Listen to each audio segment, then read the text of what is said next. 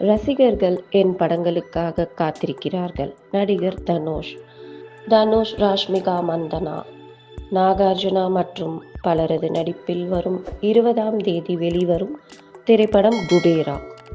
இந்த படத்தின் ப்ரமோஷன் நிகழ்ச்சியில் பங்கேற்று பேசிய நடிகர் தனுஷ், எனக்கு நடிகராக இருப்பதை விட இயக்குனராக இருப்பதுதான் பிடிக்கும் என்றும், எனது ரசிகர்கள் எனது படங்களுக்காக காத்திருக்கிறார்கள், அதனால்தான் நடிகராக இருக்கிறேன் என்றும், இல்லை என்றால் நான் நடிப்பதை நிறுத்திவிட்டு முழு நேரம் இயக்குனராக மாறியிருப்பேன் என்றும் பேசியிருப்பது பெரும் பரபரப்பை ஏற்படுத்தியுள்ளது.